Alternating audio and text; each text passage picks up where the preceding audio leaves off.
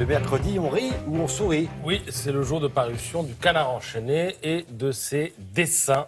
Les dessinateurs étant les seuls artistes de notre métier, il faut toujours le rappeler. Alors, voici un dessin de Fred Touron, après la victoire du Portugal contre la France en finale de l'Euro. Dialogue, ambiance sur les chantiers. Pedro, ce mur n'est pas droit. N'empêche qu'on a gagné. Répond l'autre. Dessin également de Pétillon, qui met en scène François Hollande et Manuel Valls.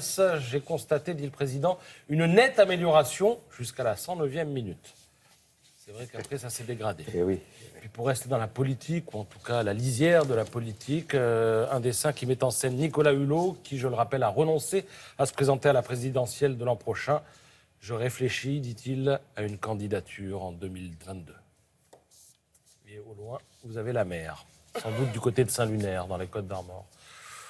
Je ne sais pas si c'est dans les Côtes-d'Armor, mais c'est pas loin en tout cas. Le Parisien nous propose un peu de culture générale tous les matins, là, puisque c'est l'été, avec cette question. Alors, si je vous dis 21, vous allez me dire Côte d'Or, Dijon, la moutarde, tout ça. Particularité de ce département, quelle est-elle? Alors, je ne sais pas. Mais, oui, mais Saint-Lunaire, c'est dans l'île-et-Vilaine. C'est dans l'île-et-Vilaine, vous aviez raison.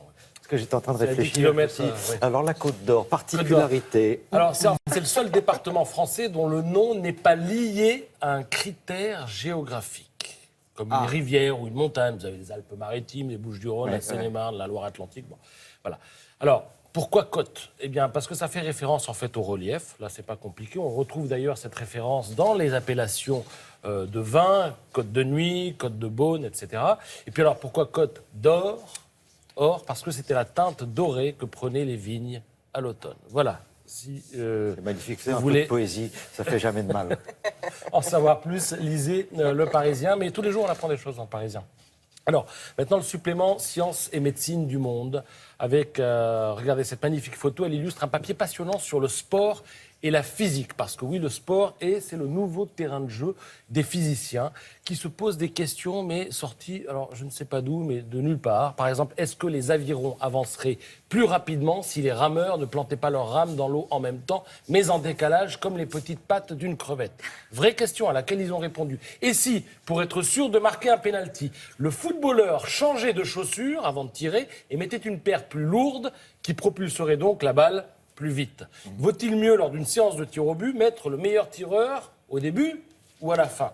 Faut-il être trapu pour lever des haltères? Voilà, toutes ces questions, elles existent et ils y ont répondu, les physiciens. Alors oui, il faut être trapu, c'est d'ailleurs dû à des molécules et à la manière dont elles s'accrochent et se décrochent. Mais on est au milliardième de mètre, là. Donc des questions sorties de nulle part et des réponses sorties, en revanche, du crâne des chercheurs lors d'une conférence qui a eu lieu récemment à Polytechnique. Alors, par exemple, faut-il de grands bras pour grimper? L'escalade. Écoutez, moi, personnellement, je ne grimpe pas très souvent, donc je n'ai pas la réponse. Ça n'a aucune importance. Ce qui est important, c'est la force des doigts. D'accord. Voilà. Les physiciens démontrent ça. Non, des doigts forts. Pas de grands doigts. Oh là là, Anissa, pas forcément des grands doigts. Il faut des petits doigts qui accrochent.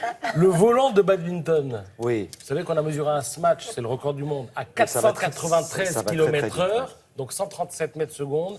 Eh bien, les physiciens ont calculé le seuil au-delà duquel on ne pourra pas aller, 560 km/h, 156 mètres secondes. Voilà, tout ça dépend de la déformation de la raquette et de la longueur du bras du joueur, etc. etc. C'est passionnant.